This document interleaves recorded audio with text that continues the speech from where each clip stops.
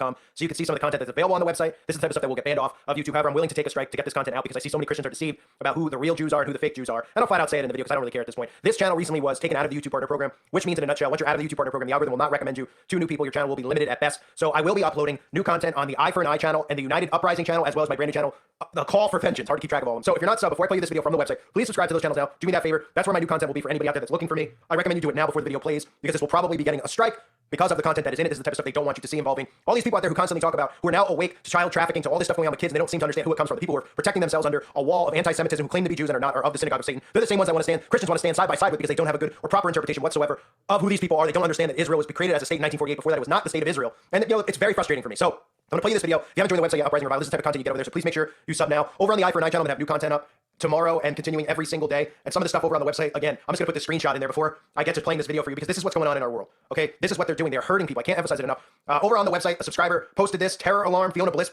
who, like many people over there, always share really good stuff in the forum, which is another reason to join. Look at this list. This sums up what's happening. Updated list. Forces of light versus of dark. It's like a cartoon. It's like something along those lines. Where the forces of light, somehow America side by side with Israel, side by side with all these other countries, and of course side by side with the LGBTQ community and the trans community, because that makes sense, right? And I mean, if that's its own countries, I mean, it's utter insanity. And if anybody was the forces of darkness, throw the LGBT flag and the trans flag in there because you're talking about forces of pure utter insanity. Okay, that's what that group is. So we're standing side by side with that. And of course, the forces of darkness. This is how they're hurting countries into World War III. This type of mindset, right? You see all these countries, forces of darkness. You're putting Ireland in there, right? The China in there, Russia. I mean, it's really utterly insane how they're getting away with this. But what's even more insane is that Christians are being duped by this. So I'll have content covering stuff like this over on Eye for an Eye. So sub to those channels now. Here's the video exclusive from the website uprisingrevival.com about what is called the blood libel, which they don't want you to ever talk about. And this video will likely get a strike. So watch it while you can.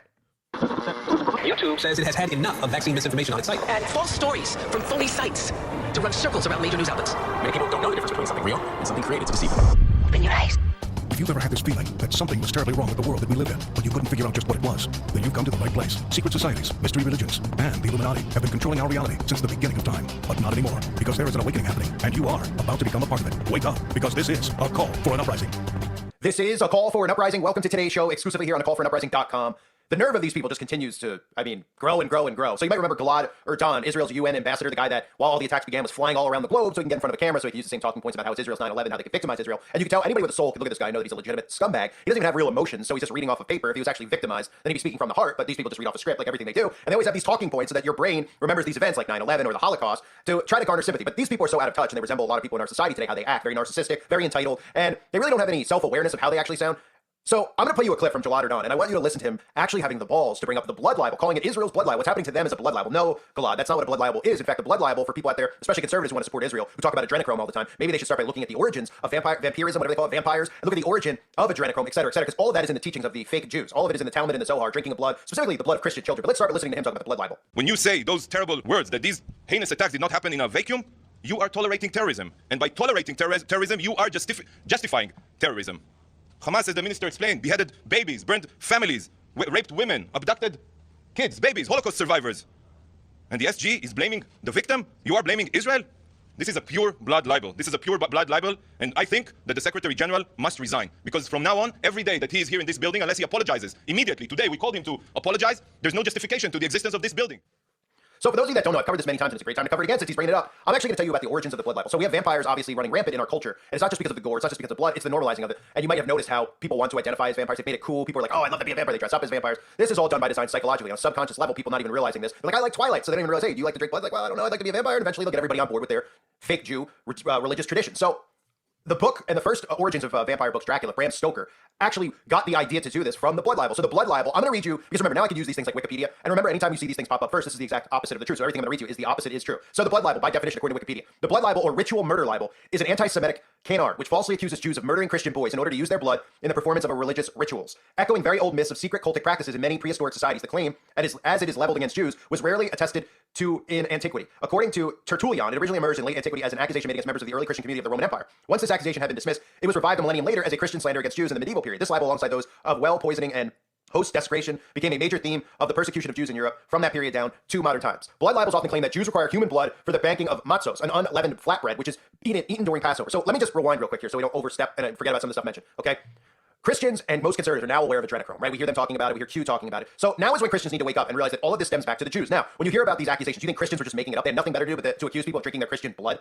I don't think so. What you see specifically is how they try to deflect off the Jews by saying that early Christian communities blame the Roman Empire. Well, who do you think and where do you think the Jews emerged from? These aren't literal Jews. These are not God's chosen people. These are not specifically who they claim to be, okay? So while Christians were claiming the Romans were doing it, and obviously they were doing it, the Jews continued to do it. They just were no longer called the Roman Empire. In other words, they never stopped doing it throughout history. And now they have this huge wall of protection after the Holocaust, which again, lots of accusations then about the blood libel. And of course, we have other places talking about the origins of the blood libel and how it's a crazy Jewish conspiracy because people like me have been calling them out on it for years, how they normalize vampirism. And then they come out and they go, well, didn't you know Bram Stoker was anti-Semitic? I mean, there's literally articles out there on the anti-Semitic history of vampires, Dracula, Horror Story, or anti-Semitic. I mean, Nosferatu, the blood libel, and the Jews, right? Nobody thinks of the origins of this stuff. They're just like, oh, yeah, I guess some guy just came up with this idea about vampires, and then everybody copied him and wrote a million stories because it was popular and it made money. Because, again, that's the dumbed down thinking. They've trained people to think this way, that everything's about money, and, one person had a great idea, and everybody ran with that idea, and then Hollywood just kept making the movies. No, they've been conditioning people, and they're going to obviously eventually have people accept these traditions in public. And that's the point. What do you think they're doing with the transgender stuff? This all is origins of the Talmud, like I talked about on YouTube, okay? They're taking all the things that are in their books, which nobody knows are in their books, and they're normalizing it in our society. So people are like, what's going on? Why is everybody all of a sudden trans? Where does this craziness come from? It all stems from them, who are the people you can't question, right? So if you bring anything up, you're anti-Semitic. If you bring up their books, you're anti-Semitic. How could they come up with these things? They're victims. They follow the Old Testament. Oh, they're true, followers of God. They're waiting for the Messiah. Nobody seems to get it, okay? They're in control of everything. They're not real Jews, so stop defending them and acting like they are. They are not, okay? This is no different than some guy, when you hear somebody commit mass murder, they're like, well, I accepted Jesus, though, so I'm saved. And you probably in your heart go, well, I mean, I'd like to believe that, but do you really believe that? Do you really believe that the guy could commit 75 murders or be Ted Bundy or Jeffrey Dahmer? I mean, and even if you want to believe it and say, well, they found Christ and they're accepted, you still have to be skeptical of these people because how anyone who knows Christ could do things like that, have the Holy Spirit with them, do things like that. But anyway, my point being is that they aren't who they claim to be. So people out there continue to be like, well, Carl, you're going a little too hard on these people. They're still God's chosen people. No, they're not God's. That's the point. The point is that, yes, you're starting to go, oh, they're wicked and everything, but we're told to protect them and love them and they're the apple of God's eye. They're not who they say. They just made it up. They hijacked it because they knew they'd be protected from their wicked acts and that they could create these events and then be protected and then they could lure Christians, which they ultimately want to do. Their books talk about the destruction of Christianity, killing Christians. Exactly what you're hearing here with the blood libel, the drinking of children's blood, Christian children's blood. Eventually, this is what they want to normalize. Remember, now we're seeing a separation here where Christians are going to side with Israel and some aren't. And the ones who don't, Christians are going to turn on them and be like, well, they're not real Christians. Like I hear all the time on YouTube about me. Oh, he's not a real Christian. He yells. He's not a real Christian because he doesn't sound like what we're told is a real Christian, right? All these churches that are all, tax exempt churches are all funded through Israel. They're the ones who keep them protected as long as they support Israel. You think if I ever wanted to become something like that, I'd be allowed to? Of course not. Not a million years. I would never want to be. But just if I was like, hey, maybe I'll do this and I could be protected and make me YouTube videos. They'll be like, wait, you're talking against Israel. No, you're not allowed to. You're not a church. You're not a real Christian. You're not a Zionist. That's the point. So going back to this guy's the balls to bring up the blood libel. And I don't know if anyone's ever seen this clip. I'm going to put it in here. And this is funny because this is from like 10 years ago, 6 years ago, 7 years ago, when a Hamas, how ironic, right? A Hamas spokesman came on CNN because, a terrorist group is on CNN. Comes on CNN and Wolf Blitzer, the ultimate, this guy's as low as it gets. Can't imagine how many babies' blood this guy's drank it and eaten, but he brings up the blood libel and he brings up this stuff and you can see how they deflect, right? They don't go, hey, how come throughout human history they've been accused of this? Oh, somebody just made it up. They're like, oh, they're mixing it with food. And another thing to know with all the QAnon stuff is that people become wise to the fact that they put fetuses and stuff in our food, in Coca-Cola, et cetera, right? But nobody seems to understand that this origin comes from Babylon, okay? And the books that the Jews follow, the fake Jews, are all Babylonian teachings about cannibalism, about eating and drinking children's blood, et cetera, et cetera. So these people claim to be awake, but they're not. So anyway, here's Wolf Blitzer. Listen how they deflect. The fact they bring this up on national news and did this one time is pretty incredible.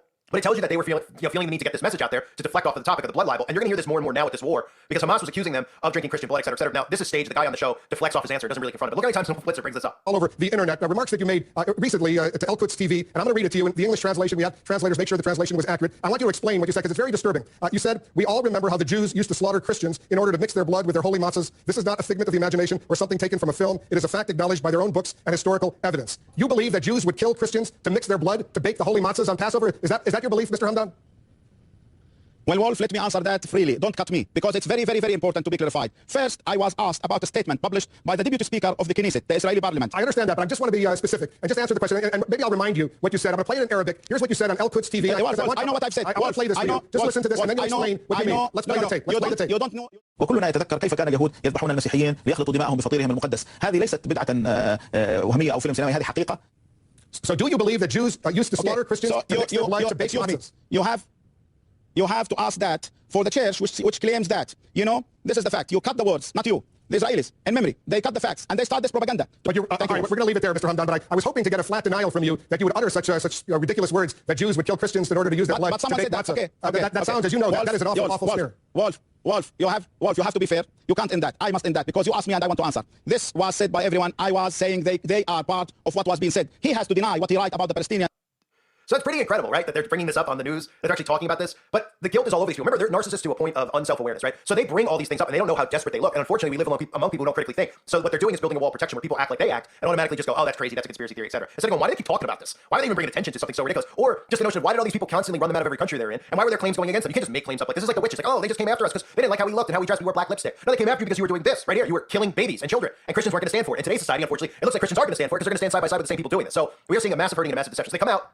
They bring attention to the blood libel, which to me is absolutely incredible. And I want to play another clip for you because I thought this was interesting in looking at some of the stuff. I was trying to find some clips in the blood libel so you can get understand. This is from, I believe it's like a Jewish library or whatever, where they're trying to be historian. They also try to deflect off of these things. And listen to some of the stuff in here talking about, pretty much like black blood, referencing black goo and how Jews have black goo in them. I never had heard this before till now, so it's starting to make a lot of sense with the references to the black goo and the graphene. This is totally different, but we're seeing the Jewish world order, the fake Jew world order taking over right now with their foot on the gas pedal. And notice, again, the same stuff with deflecting on why they were doing the stuff with the blood and what it really meant spiritually, as opposed to really why Jews wanted to drink blood. They were claiming that they wanted the blood of Christ, so they had to kill Christians and drink their blood. So listen to this, how they try to flip this propaganda. But it's interesting to note the stuff regarding the black goo, and remember everything that these guys say is the opposite of truth. We see in the course of the history of medicine this constant intertwining between religion and medicine, healing and faith. Blood, because it's that which literally moves through our veins, is seen as having this life force that will captivate almost every culture in the world. And for the ancient Greeks, for the medieval world, blood had this symbolism.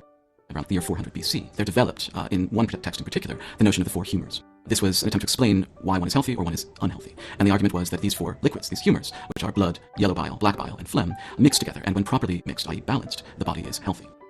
Then, about 500 plus years later, you get the figure of Galen, who very selectively chose between the Hippocratic texts and decided, this one text that identifies these four humors is an authentic text of Hippocrates.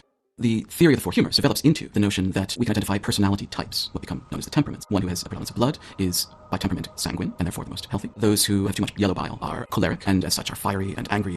Those who are associated with phlegm are appropriate enough phlegmatic, are considered kind of lazy or sluggish and fairly pessimistic. And those who are associated with black bile are what we refer to as melancholic. Within that system, the four humors become emblematic of personality traits, but also become elements of the body to be manipulated through diet, through bloodletting, and otherwise in order to retain balance or restore balance and avoid imbalance, disorder, i.e. disease. Blood is seen as the most powerful, the most important, and the healthiest, while black bile is seen as its opposite, as a source of weakness, a source of emotional fragility, that is fear and anxiety, and a source of antisocial behavior, that is you shun society. Each one of the arguments that the sanguine person is healthy, the melancholic is unhealthy, is inevitably built around inequality and arbitrary value. By that logic, there are certainly arguments that are made that certain groups are associated with specific temperaments, often with negative implications.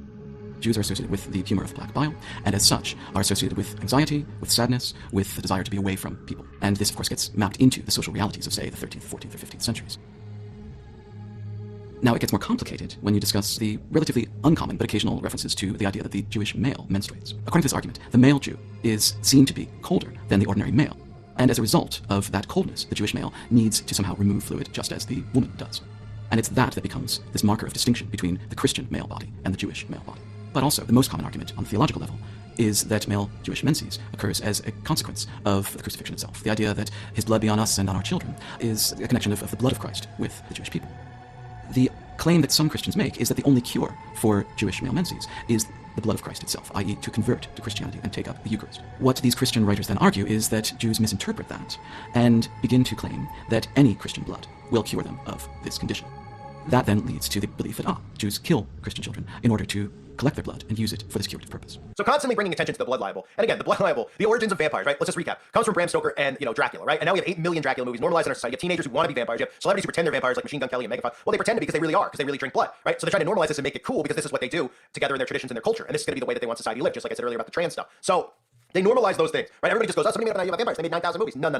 The blood libel, actual accusations being made against Jewish people who are not real Jews, which has origins in the Roman Empire, which goes back to Babylon, taking the blood of children and then baking it into their matzos, unleavened flatbread, which is eaten during Passover. And then I'm just going to finish reading from the wiki before I finish up. Earlier versions of the blood libel accused Jews of ritually reenacting the crucifixion. The accusations often assert that the blood of Christian children is especially coveted, and historically blood libel claims have been made in order to account for the otherwise unexplained deaths of children. In some cases, the alleged victims of human sacrifice have become venerated as Christian martyrs. 3 of these, William of Norwich, Little Saint Hugh of Lincoln, and Simon of Trent, became objects of local cults and veneration, and although he was never canonized, the veneration of Simon was added to the general Roman calendar. One child who was allegedly murdered by Jews, Gabriel of Babelosh, was canonized by the Russian Orthodox Church. In Jewish lore, blood libel served as the impetus for the creation of the Golem of Prague by Rabbi Judah Loew ben Bezekel in the 16th century. And again, this stuff all is real. It's legit, and people should know now more than ever, because everybody out there, even conservatives, right, with all the stuff that's been going on with the vaccine, etc., what are we seeing? Oh, they put the Wikipedia thing up, right? And everyone goes, believe the opposite, but they refuse to do it when it comes to the Jews because they refuse to read scripture about how these aren't real Jews. And they're almost, I understand being afraid to say, well, I don't want to, God says the apple of their eye. But keep reading the Bible, keep reading. Go to Romans chapter 9, go to the Revelation, the book of Revelation. They claim to be Jews and they're not, they're of the synagogue of Satan. They're pretending to be so that you protect them, the same people that they're going to slaughter. Because if Christians, are you going to tell me that you're going to call them the apple of God's eye after reading the Talmud and the Zohar? Read their books. I tell you now, if you're questioning me, read their books. Find PDFs on it. Read the Protocols of the Elders of Zion. It talks about murdering Christians. It talks about mocking and Jesus Christ being in hell, praising the Pharisees.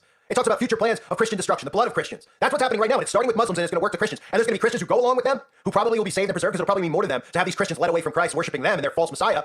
So they'll probably keep them alive, and Christians will go along with it, and then slaughtering the rest of us.